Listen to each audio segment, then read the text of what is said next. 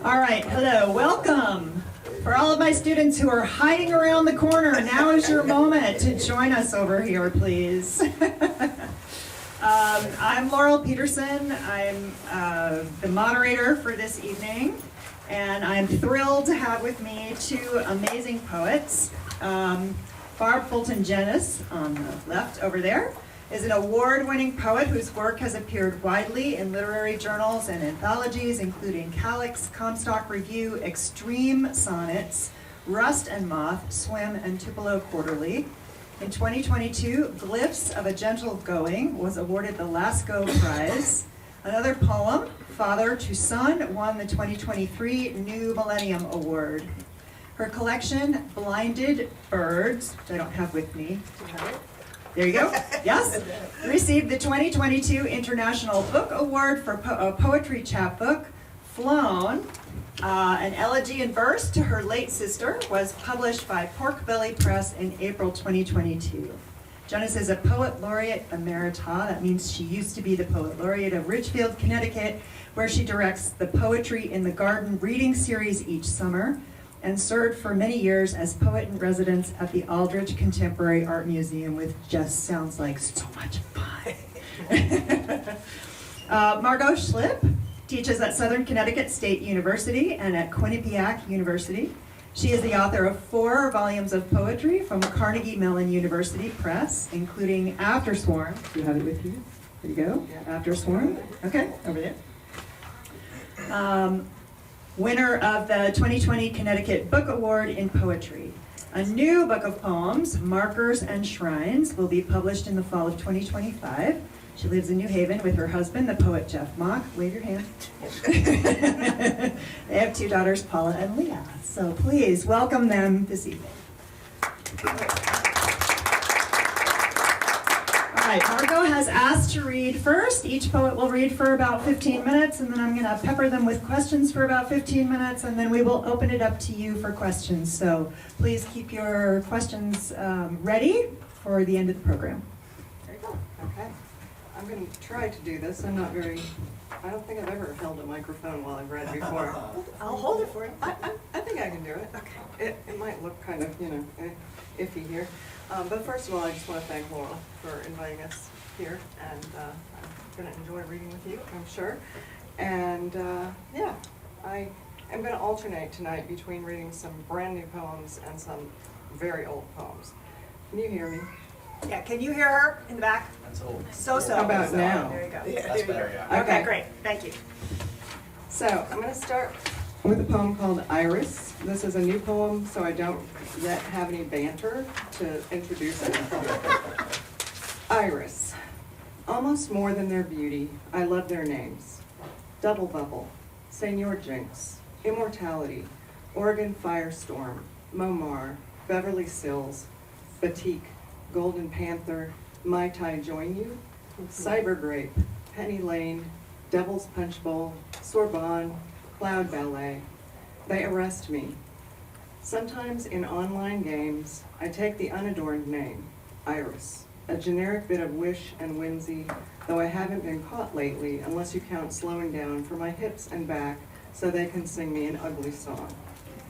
Medical terms have an allure, but I've covered them in another poem, and this one wants to be about the iris, about an obsession with the petals and stalks that's spanned decades. We used to visit a farm that cultivated iris strains. Their fields were gaudy and ecstatic. Blind ambition, bet the farm, cherry on top, ringtone, Nosferatu, each bloom more gorgeous than the last. The farm's owner knew her iris, and I suspect she could also spot people who didn't sprinkle iris words like flounce or blend or falls or standards. We love specialized language, and I'm in love with plicata and haft and neglecta. I want those words to mean more once they escape the dull structures of the farm, once they find themselves alone, trying to translate themselves into this new world. Okay, I'm just gonna dump these down, I think. Bye. It's all good. Cool. Another new poem, and this one you need to know, I guess, if you don't know, that a salt lick is a block of salt that people leave out for wild animals to make sure that they get what they need. This is called Temple of the Salt Lick. Bless you. I watch the deer walk to the block, circle it, then settle to take in the salt. The top of the salt lick dips where tongues have scored over weeks. Maybe some rain has also eroded the surface.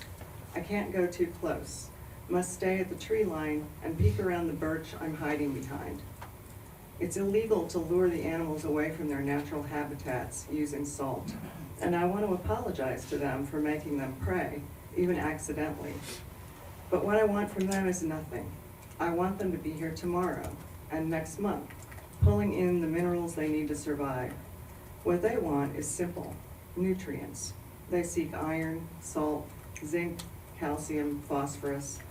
They will mend muscle or make bone. Their motives are pure biology, but mine are selfish. I observe and record. I use the materials at hand to praise the hoof. So, I see that I get it, thank you. So that's not gonna be a good thing to do, right? Just dump them down there? Sure.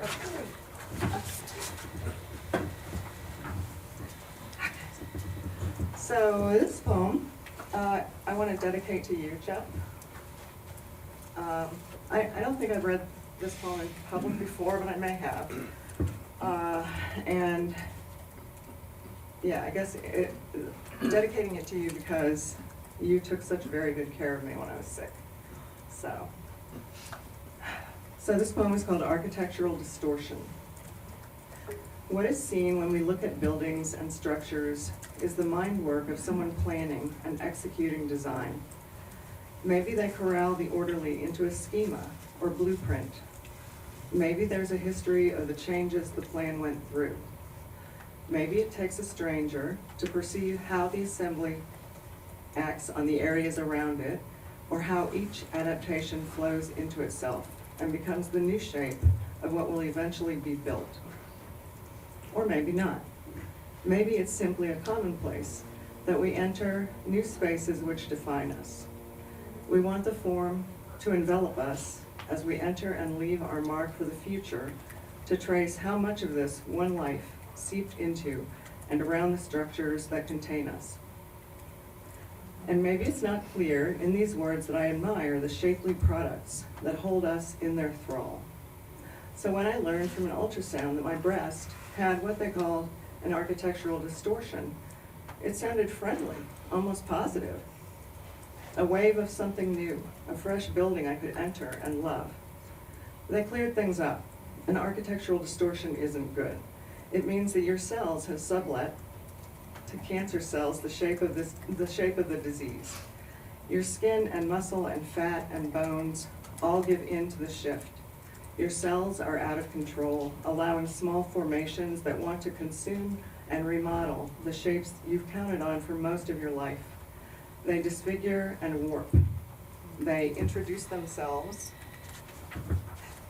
to every cell. They throw a party and never clean up the mess they've made, and they can't be trusted to return you to yourself.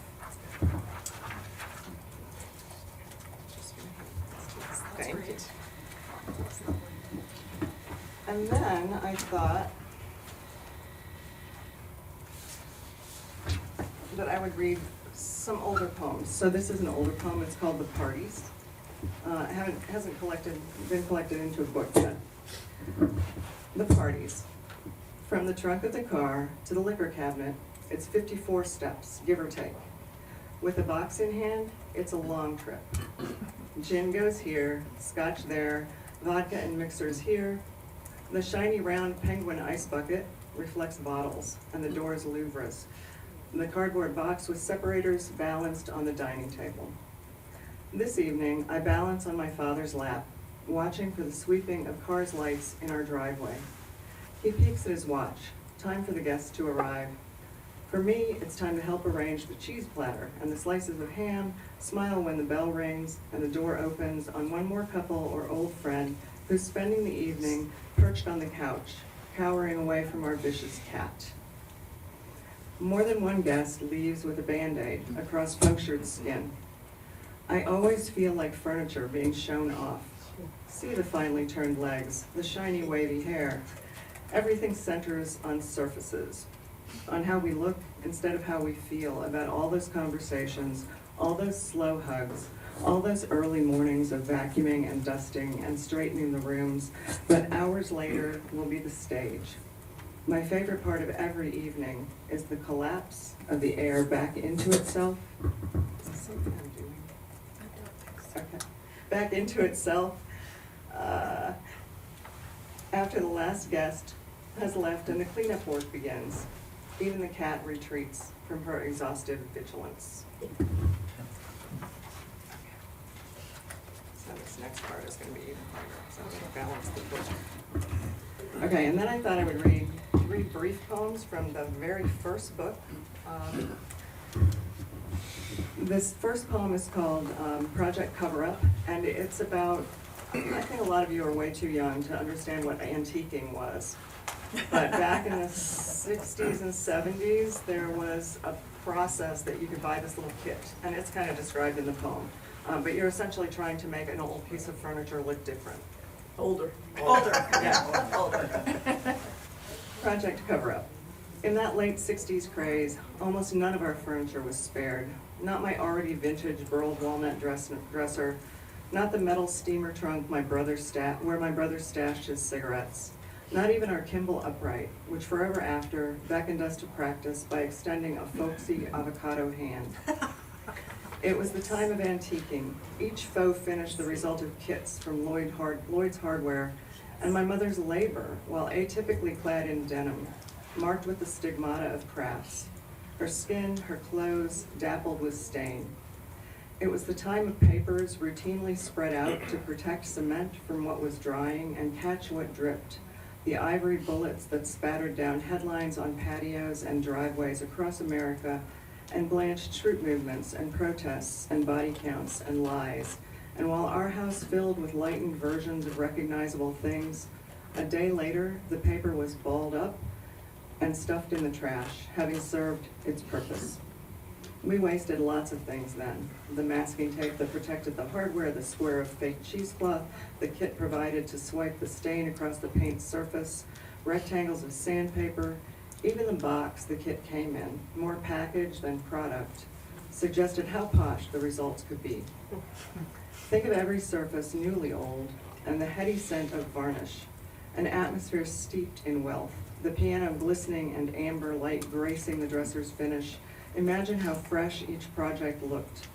Oh, there were cautions. The temperature had to be just right. Wiping some in an eye could blind you. Whatever else the stuff came into contact with was ruined. The effect was worth all the risk. A couple of years later, the novelty had worn off. Stores pushed what could remove the layers, solvents that softened paint into a crackled mush that could be putty knifed away and would restore the raw surface. Cash registers rang and soft cloths were lifted, apace with all the vapors of suburbia rising again, holy and toxic.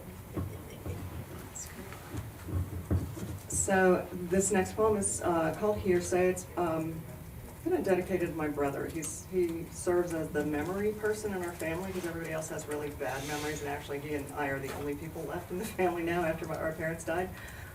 But this story is something I've heard from him, but the poem is for him. My brother always tells the story of derailing the train. We had only meant to flatten the pennies we had piled 20 high on the tracks. Yet that day, there came screeching. Then steam hissed from the crippled train. And from the damaged hull came 7 monkeys, copper in the slices of sun piercing the trees. They've been, he says, bound for a zoo, and our pile of pennies had bought them one taste of Evanston, Illinois, where our thrilled shrieks mingled in the canopy with theirs. That night, he says, even sleep came wrapped in the howl and flux of the rails, as though the train's passing could make us forget the nights without them, or the repetition of a story could make it nearly true. and I guess not to leave my dad out. So this poem is called Non Sequitur, and you probably need to know that my dad was 65 when I was born, and he was 95 when he died, which means I was about 30. And he stayed at home until the end, and this poem is kind of the result of that. Non sequitur. These days, what comes from your mouth often surprises. This afternoon, I'm reading to you the biography of Teddy Roosevelt, condensed by Reader's Digest, yet expanded too, the light banking off the large print, the pages glaring. My voice keeps coming out hard, loud, almost falling against itself. I continue, I explain, as though your childhood had come after mine, as though the light in this room had always bounced off plastic liners and catheters. I am angry how age is romanticized, angry that people don't talk about incontinence or skin that erases itself from the constant weight of the body. You're in bed, but I ask this third time if you want to get up. You're satisfied to know you're already there again. It's sometime later when you crook a finger, you ask me to come closer. You whisper, you could kill me in my sleep.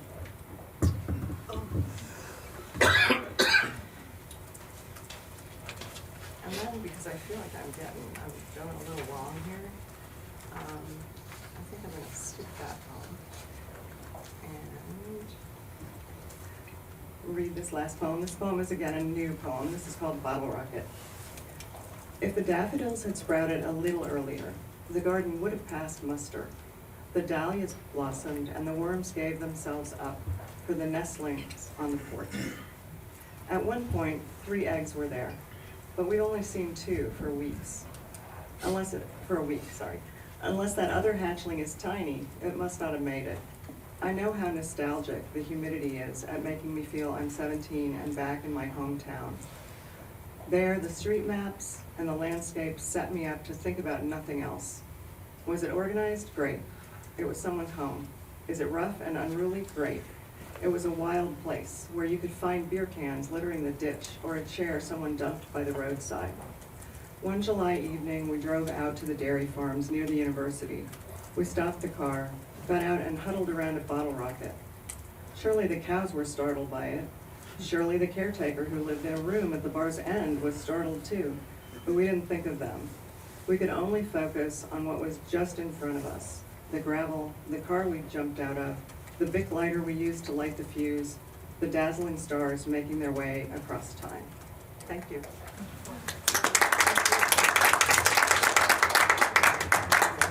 Oh, sure. Let me just set my timer and put it in my pocket. So you're a better woman than I am. I can run really long. Hi, everybody. You know, can I be on? Oh, no, I'm good. I was good. First of all, I want to say I can see you. I had cataract surgery the last couple of weeks. Yesterday was the most recent one, and I can see you. And if you can see how large, I used to have to make the print so I could see what I was reading, and you can hold it in the back row and I'll read it for you now. So it's a wonderful thing. I was going to start by reading some poems from my most recent chapbook called Flown. They're a little bit sad, so I'm going to start with some really new ones, a little bit more upbeat first, and then I'll bring you down. But anyway, only one of these, the 3 that I'm going to read, has been published so far. They're from a new collection I'm working on about growing up. So this one is called Alice Believed She Was a Horse. Alice believed she was a horse, so she neighed extravagantly at recess, dashed full tilt, leaned far back, paddled her outstretched arms. When Alice jumped off the bus, she trotted up the driveway to a nice house we all knew was not her own. Alice's real house was across the street, a dingy place set far back from the road under bare elms. If Mrs. Flubacher called on her, Alice only stared straight ahead, blew a fluttering burst of air through her lips. On the day Mr. Hargrave announced that the president was shot, dead, Alice forced the plastic horse she carried with her everywhere into a low bow on her desk. Its front legs snapped off. Alice bowed her head, wept. Later at recess, I helped Alice bury the horse and its broken legs in the big sandbox. After that, I could see this. After that, she greeted me near our lockers with a nicker and head toss, circled me with a snort before galloping on. I don't recall riding to Alice's house when she invited me to sleep over or who opened the door for me. I remember a black and white Zenith with rabbit ears set on a wobbly TV table, a beagle that humped my leg, a mustached man in a gray sweatshirt, his hair, black hair oiled back, his eyes gentlest when he looked at Alice. Her mother clasped her hands in front of a stained apron, smiled, listened to Alice laugh, scolded, "Bad dog." I remember pretzels in a torn bag that leaked salt crystals into the bed between us. Like sharp snow, one of us said. We whispered about the girls who mocked us, the monster on the plane wing in that last twilight zone. Alice opened the window behind our heads. Autumn air filled the room with the smell of woolly bears in jars. The transistor radio played a lighter shade of pale. The echoing organ filled our church of dark. The dog curled at our feet. Loud snorts rattled under her parents' door. Moonlight buttered the yo-yo quilt. I don't remember Alice's wallpaper, or if she had a shelf lined with plastic horses, or if the dog or her mother or the sun woke us. We had pancakes for breakfast, syrup from a bottle shaped like a woman, hands clasped in front of her apron. I don't remember going home. I remember wanting to stay. I don't remember when Alice stopped being a horse.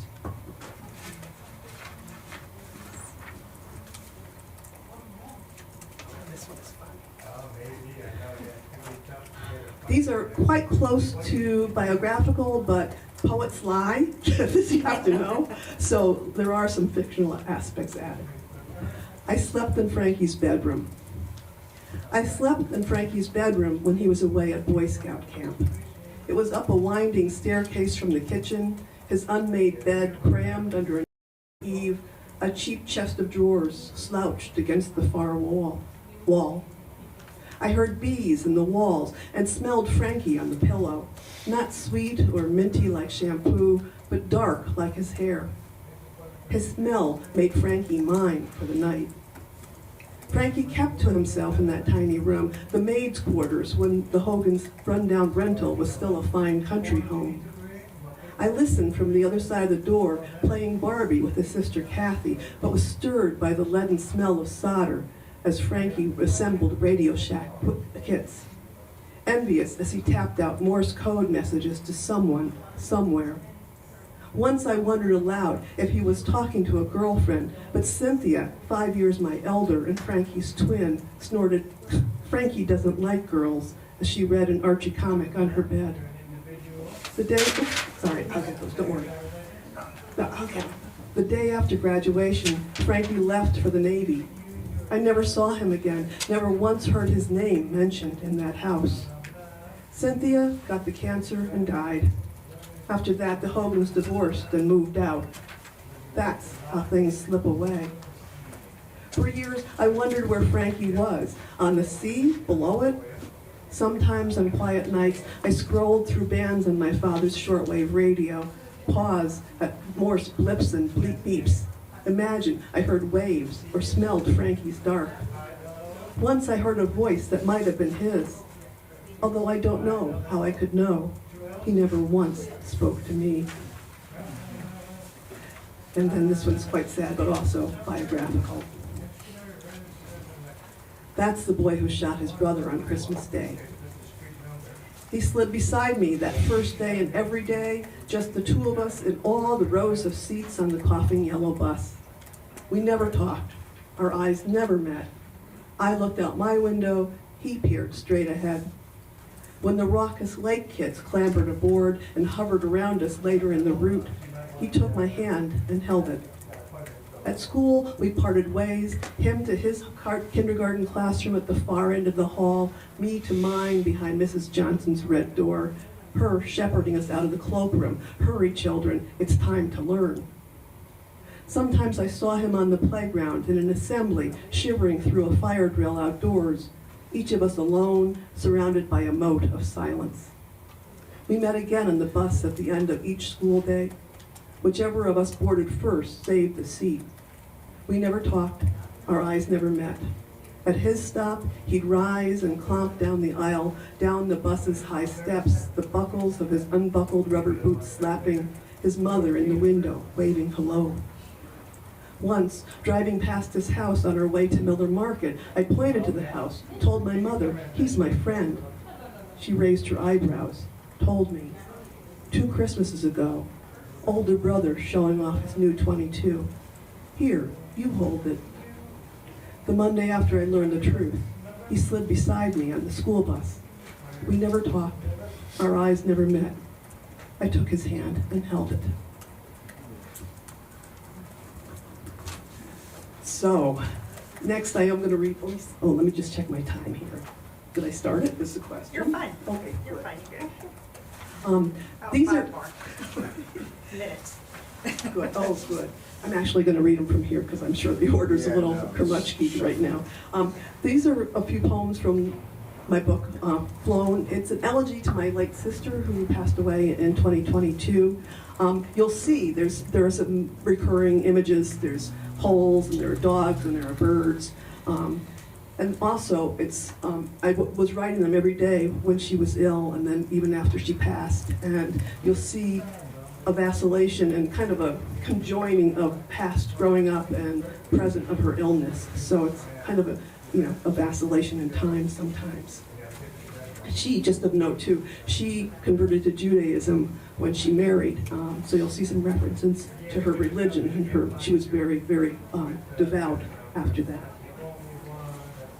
I dream my dead sister is only sleeping. I lie beside her in the pine box, clutch her linen cloaked form, her face shroud dry against my cheek.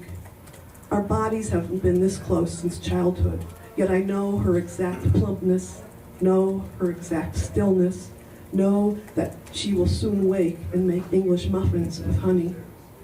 A bird sweeps the space above us. We are flooded with light. How my sister learned how to die. This is a 3-part poem that's sprinkled through the collection. 1, the first MRI. Brain lights up like leaden buckshot. Bird-shaped shadow, sears left lung. Hip bone hides, bubble of black. Our sister tells us to dig a hole, 1964. She leads us beyond the blighted pear tree, tells us to dig. Bored kids, we dig. We'll make a room just for us to talk. 4 earthen steps down, candle niche in the wall. Barely big enough for 3 girls to squat. Dirt smell, cool. We dream a roof, a door. Then our father buries a shot dead dog in the place we made, a hole just for us. How my sister learned how to die, part 2, treatment plan. Drain plural space of blood, fluid, future. Burn words from left frontal cortex. Begin chemotherapy. Continue chemotherapy. Continue chemotherapy when unwilling to continue chemotherapy. She had a disorder called aphasia, which is when you are unable to speak words or write words. You can understand perfectly everything being said. She would laugh at our jokes, but she couldn't even say simple phrases, which is terrible because she was a teacher. Teachers talk a lot. And she was a chatterbox too. So this one is called My Dying Sister Sings to Her Brain. She sits at the table, prunes, old dog glaze in her eyes. Music therapy. She works to rewire a dying brain. Long remembered lyrics spill from cortex corners. Otherwise, she utters only simple cryptic syllables. La, e, toi, the language of loss. What's an atheist? I asked my dying sister in 1965. A Christmas Eve visit to a widow's home. She's an atheist, our father hisses. Don't say a word about presents. What's an atheist? I ask, on the widow's doorstep. She puts a finger to her lips, tightens her grip on my hand. Someone who doesn't believe in God, in Jesus, in heaven. Not even in heaven, I whisper. Where will she go when she dies? In a hole, in a box, in the dirt. How my sister learned how to die, part 3, prognosis. Expect difficulty speaking, writing, thinking. Expect failed balance, frequent falls. Expect lethargy, expect loss. Stop expecting. Don't tell lies, my dying sister tells me, 1961. She was whipped with a switch when I blamed her for whatever childhood misdeed our mother sent our mother into a rage. Later, she limps from the house, sits on the swing next to mine. Her silence stings. I love her more than God. Don't tell lies, she says. They hurt other people. Now I ask if she's afraid. Her silence stings. And I'm going to jump ahead here quite a bit.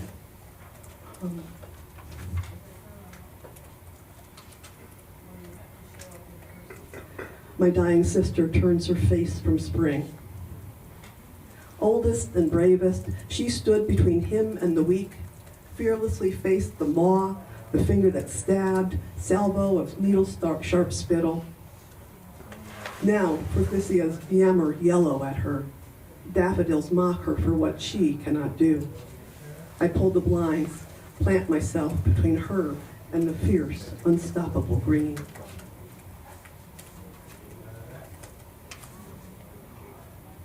Oh, wait, where's that? A wish for my dying sister. This one I get choked up on. That time you rode me home on your handlebars, pedaling us both up Route 43, front wheel wobbling, cars veering, horns dopplering, knowing we'd catch hell at home. When we crested Sager Hill and started down, the brakes useless to slow us. Our fear turned to laughter, turned to wind, turned to silence, turned to meteors, or turned us to meteors, sorry. Let it be like that. A mockingbird sings as my sister dies. It fills the buck moon night, summoning a life. Dog bark, blue jays blast, our mothers laugh, finessing each note as if the last. Near dawn, the song stills, all is done. But as the moon sets, I hear the bird begin again, testing a new song, far away. And then, yep, perfect, because here's my last one. I don't know, do you all play Wordle? Does anyone know what, do you guys from school know what Wordle is? Yeah. You have to guess the 5-letter word of the day, so it's all 5-letter words. And I play it every morning to wake up my brain. So what this one is called, and it's the last poem in the collection called Flown, and you'll see where the title comes from. My dead sister speaks to me through Wordle. When grave follows death within a few games, I decide it's her. Is that you, I ask? False, the day's word. A day later, maybe. Where are you? Apart, she answers. A week later, alone. How is it where you are? For days, she's silent. The game is just a game. This morning, flown. So that's thank you.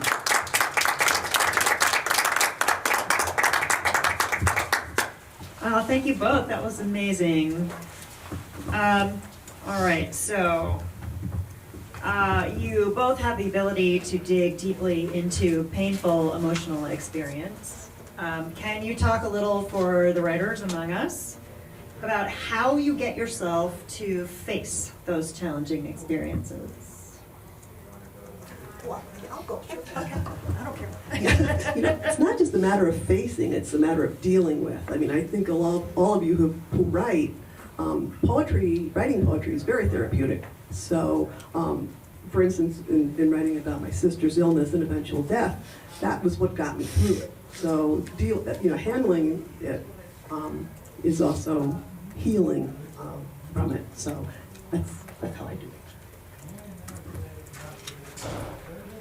I think that I tend to write 5 or 6 or 8 different poems just over and over. They're different as poems, but I'm treading the same ground, which is a little sad because I'd like to be writing new poems about new things, but trying to deal with things that are hard to deal with in thought or in memory does tend to be helpful if you're writing. So I don't know. That's an answer, but Sure, it's your answer. okay. Fair enough. Fair enough. I'll go with that. This question doesn't really work for the poems that you've read tonight, which is sort of interesting to me because this text I found really challenging, or a lot of them I found very challenging. They were fascinating poems and they made me work, which is what I loved about them. So I was sort of thinking about the difference in style between those poems and Barb's poems, which feel immediately accessible to me, and while they still require work, it's a different kind. And so I thought that I would ask you a little bit about that, what your intention is for your work in relation to an audience, especially when you're writing something that's complicated like that, or right? When you're just kind of putting it out there, that's a little too simplistic for what you're doing. But you understand what I mean? I do. Okay. Can I start? Sure. By the way, I think for me anyway, I'm a narrative poet, and so I usually write heavy adjectives and long poems. So those poems were even harder for me than the Okay. ones I've written before, the really simple, bare ones. Yeah.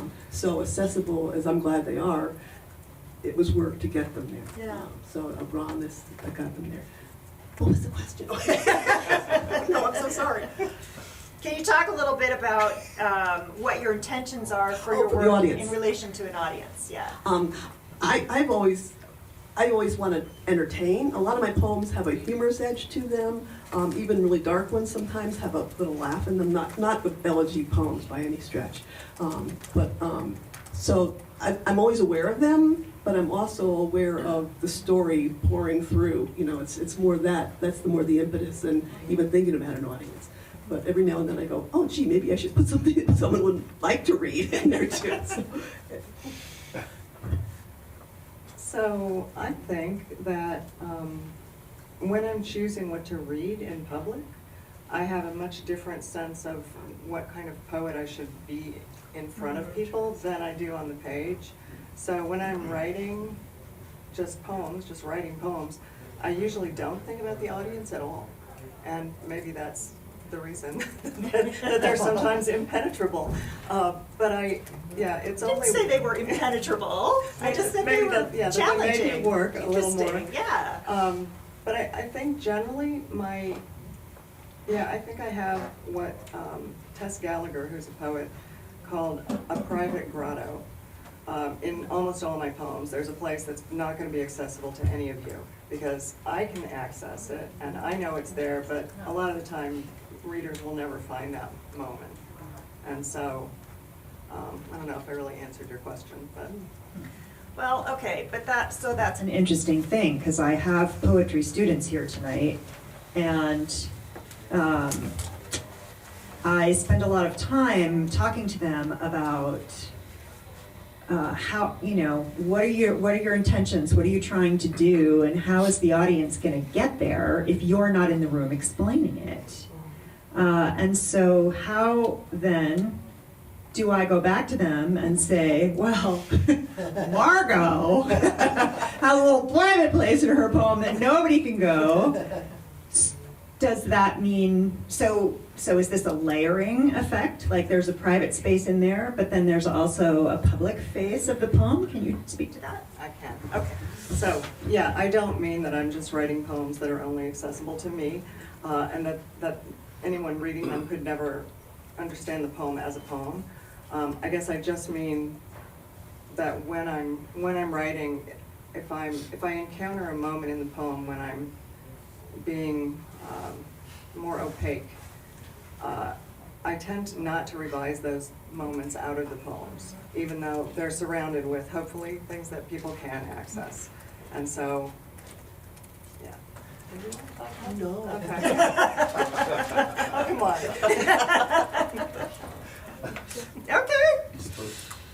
Okay. You both have daughters. I'm curious about how your relationship with your daughters might influence your work, or if I know that in this particular book, Margo, you wrote a lot about your daughters. And so what role do they play in kind of provoking poetry in you, or being an audience for your poetry, or whatever?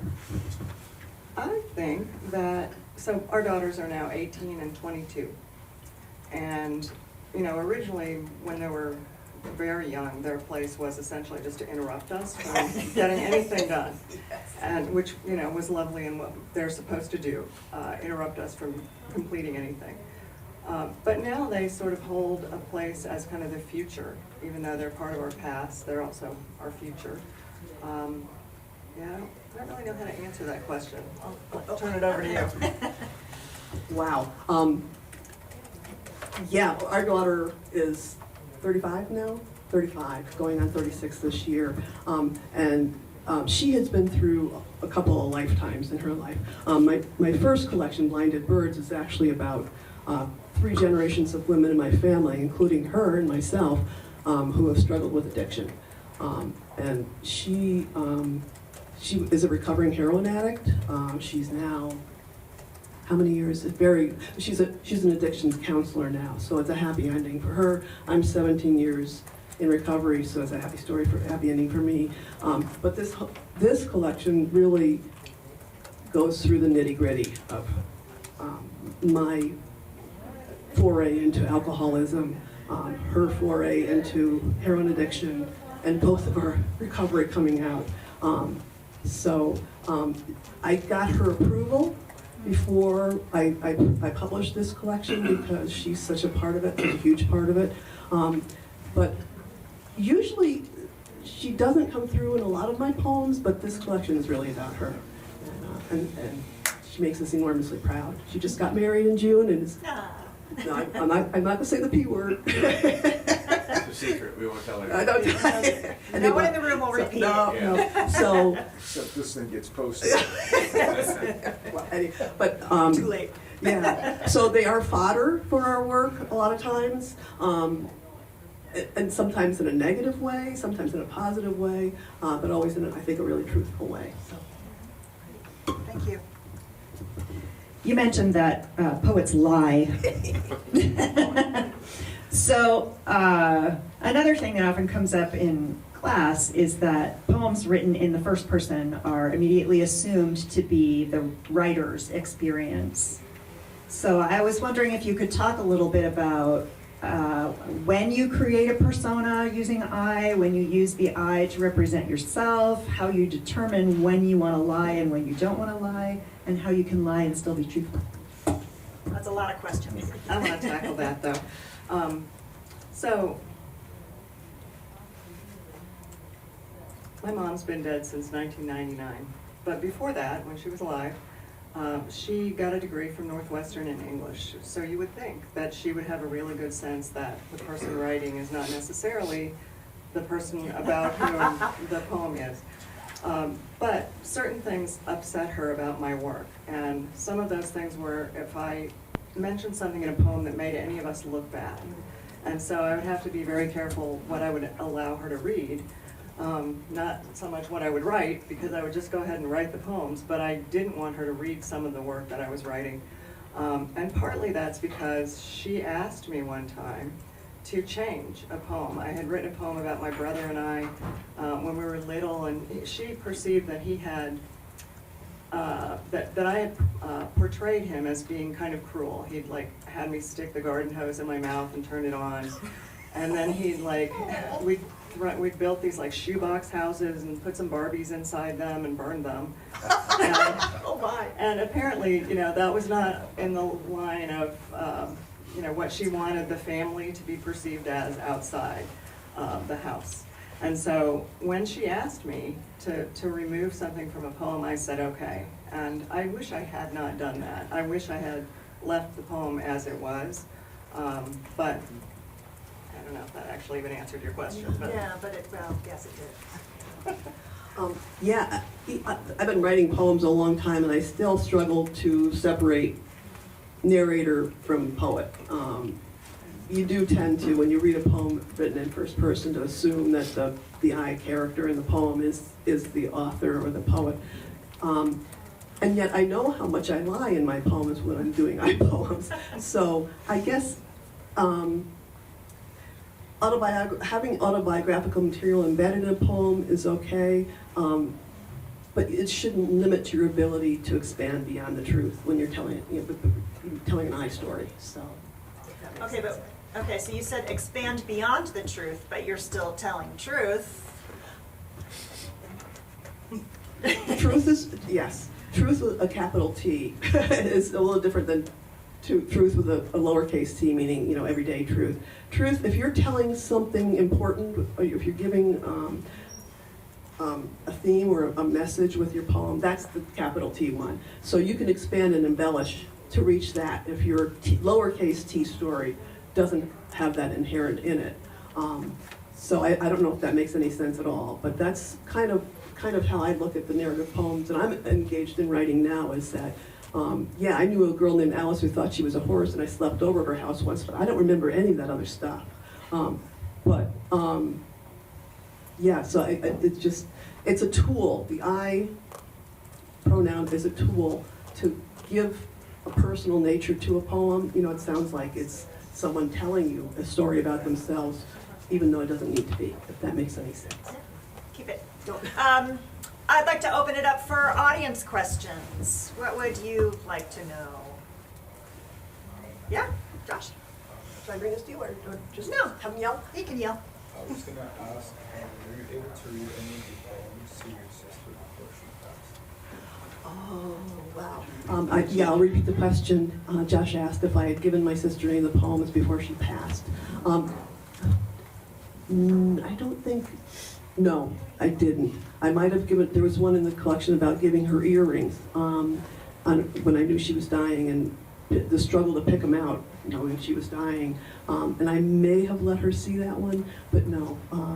It's interesting, if I can just amble here a bit. I was at a reading in Boston about a month and a half ago or so, and my brother-in-law, who lives not far from Boston, her husband and my niece came to hear it, and they know the collection, and they know that there are some expansions of the truth in it. But they were both so taken with hearing the background that came with each of the poems as I read them, that they really got a whole new appreciation for it. So it was good to see family members who I was so worried about their reaction to it, especially my other sister, who lived through many of the childhood things that both my deceased sister and I lived through.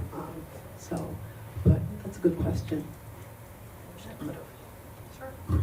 Other questions? Yeah. How would you, could you equate writing a poem in the context of what you've just been talking about, capital T and lowercase t, as an art vehicle, as a means of creating art or a message, creating an image, a message, something? Taking liberties to tell a story, and why would you do that? I mean, the obvious answer maybe is That's what to I'm- get to the capital T truth. Yeah. Because if the little t truth is the only means by which you have to tell the story, you may never get to the capital T truth. And so if you therefore can adapt the things that you want to include in the poem and make them less truthful but more truthful, or capital T truthful, I guess, I don't know, I'm kind of bungling that, but. No, it makes sense. Does that answer your question?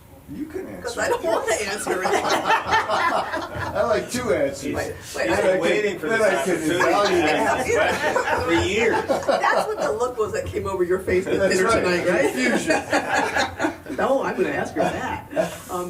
What was your question, Joe? Oh, my God. No, No, thinking of it as an art form. I know. Okay. I think playwrights do it, novelists do it. I mean, if you know, historical fiction does it. They take a truthful situation, a historical situation, and add to it to make it art. That's how you make something art out of reality, is to add to that basic story or whatever. Sort of an amplification, Right, is what yep. you're talking about, right? Thank you. I'm kind of struggling with this, is why, part of why I'm asking, is do you feel that there's a cost in your relationship sometimes by telling stories that are other? I have a son who's like, write whatever you want. I have a daughter who's like, write about this, but not about that. And I have another son who'll say, that's my story, you can't You tell it. can't have. So, have you pulled your punches, or have you had, there's a stereotype of the Irish playwright who's become very successful but dies drunk and alone because he finds his entire family for stories and they won't talk to him. So have you experienced a cost, or do you ever pull your punches a little? I never pull my punches. I may have to pull my punches on this collection I'm putting together now because I've used real names. I mean, Alice, I only said Alice. I mean, but if anybody from my school reads this collection, they're gonna know exactly which Alice that is. But there are other poems where I use last names, and I think I should probably think about changing those last names because, you know, you can really get into, especially when you've embellished the truth, you can get into some, probably some legal quandaries too. But so far, I have not had that. Even with family members, even with Mallory, when I told stories about, you know, her withdrawals and her relapses and, you know, really harsh, terrible, finding her dead on her bedroom floor. I mean, all of those things, she had no, because she could see the value of having that story told. So, and it has proved very, very worthwhile for a lot of audiences. I never do a reading from that book when I don't have people come up and say to me, that's my story too, or that's my family. I went to that reading in Richfield. It was just like a support group. Yes, It was important. very powerful. It was very powerful. It was very powerful. People down I forgot the question. here. Oh, so is there ever, do you ever pull punch? You mentioned about changing the poem for your mother. Yes. But are there other times that you don't, like writing poems about your daughter? Is there ever, you ever feel there's a cost in relationships, or a time you decide it's not worth that cost? Both of those things, I think. But also, I'm not sure that anybody mostly in my life is too worried. Like, they know that I'm going to be writing things, and they know that all those things aren't necessarily true. That I'm going to embellish things, that I'm going to kind of embroider something along the edge that they don't recognize, and that's part of the poem, but it needs to be there because it's part of the poem, not part of the story. And I guess the other sort of glib answer is, yeah, after both my parents died, it became much easier Right. No, it's to true. write about whatever I wanted to write about because they weren't here anymore. Although I can still hear them in there saying things. Oh, you never get rid of that. Yeah. Sorry. Yeah. But that might, there's more material. They're still giving you new material. Can I just tell an anecdote? Yes. Very. A funny story that doesn't involve me, but a friend of mine who lived in San Francisco, a friend of hers was a very famous novelist. And anyway, her mother was coming out to visit her from Long Island. And as they were waiting for the mother's luggage to come down off the, you know, into the, whatever it's called. Carousel. Carousel, thank you. This suitcase came down that was leaking blood. Oh. Her mother grabbed it. And my friend said, "Mother, what is that?" And she said, "Oh, I brought meat." Oh So my she God. told her friend this story, and the friend used it in a subsequent novel. and they didn't speak for a couple of years. So Yeah. when you talk about, that's my story, you There's a can't cost tell it. sometime, yeah. The writer Anne Lamott says that you can put people in your work And there will be people who will always see themselves in your work, whether they're in your work or not in your work. And there will be people who will never see themselves in your work, even if they are in your work. So I think some of that comes into play too, right? It doesn't matter what I write. My mother will always believe that that's her. Other questions? Yeah. Last one. Back to the question of art. I might have them wrong, but I think it's Cleonth Brooks has a phrase, a well-wrought urn. And my question is, to what extent do you pay attention to and concern yourself with the shape, the aesthetic shape of your poem? And to what extent might that come into conflict with the desire to tell truth? And there's a guy in our writing group who was working on sonnets. And it was very, very attentive to the shape of the poem as a sonnet. So my question is, to what extent does that or does that not enter into your own sense of your writing to create an artifact, if you will, an aesthetic shaped piece? And what relation might that have to the telling of little truths and big truths? Well, my attention to the shape of things comes way after, at the end of things. Like, I generally don't write in form. And so when I'm writing a poem, early on it can look kind of ugly in terms of shape. And so I'll often go in and make different types of stanzas or break lines differently. Because I'm looking for something that looks nice to me. I don't know how to explain that other than, that I want it to look nice. I want it to look shapely. But it isn't generally a result of writing in form.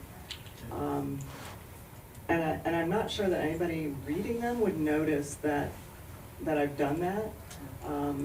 Yeah, occasionally I write in prose and adapt a piece of that prose into a poem.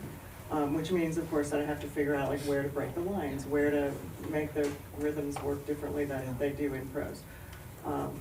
But yeah, I'm not so much concerned, I guess, with shapeliness until the end of the process. I find that the form my poem takes in the end is almost never how it started. I mean, I might have written it in quatrains and it ends up in couplets or whatever. Lately, in some of these narrative poems, have been experimenting more with, I've always done it a little bit, but moving lines around the page to reflect kind of the emotion of what's going on in the poem. So trying to get away from the, everything's flush left and everything is, the lines are all about the same length. I mean, that while usual, sometimes makes it look almost too common. I guess the word common is not the right word, but it makes it look too Regular. regular or traditional or normal or not quirky enough or whatever you want to do. But and yet there are other poems where you really stick to that sonnet box. You like that box because it gives you that nice container to put your thought in and your truth. So, but yeah, no. Great. All right, I'll take one final one, if anybody has one. Okay. I have one.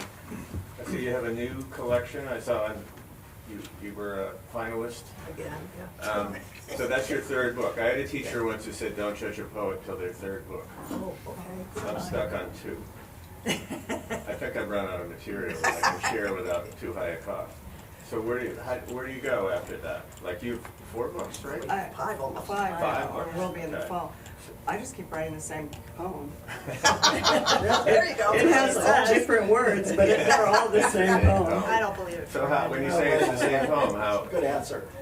how is it the same poem? Well, I guess there are habits that I've gotten into about a sort of personal, I'm not exactly sure, like a personal set of vocabulary that I tend to fall back on, which is not probably all that good for a poet to limit themselves in that way. But there are definitely things that I write about over and over, my childhood, my parents, yes, various struggles. Yeah, I don't know if that was But helpful just at all. trying to- But I Trying to get it right, this time I'll get it. That's, is that- Yes, and I never do. Yeah, right? Or else I always do. I think you'll understand. Yeah.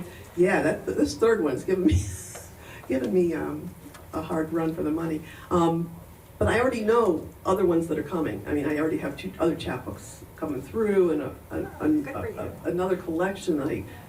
I know how much work it's going to be, so I haven't even sat down to write one poem for it yet, but I know what I want to do. So you're right. I mean, until I get the third one out, then I'll really feel like I've done something in the poetry world beyond just a couple little, whatever you want to call them, little sonnets or whatever. Oh, come on. You guys are both pretty serious. All right, please give them a round of applause for all their wonderful commentary and sharing their work with us tonight. I really appreciate you both coming. That was terrific. Thank you all. They brought some books with them, so if you have a little Poetry Jones, right, they're willing to sell you some of their work tonight, and poets need to eat, I'm just saying. Okay? Thank you so much for coming. If you would like to talk to the writers, they'll hang around for a couple of minutes, all right? Absolutely. Good night. Thank you. You know,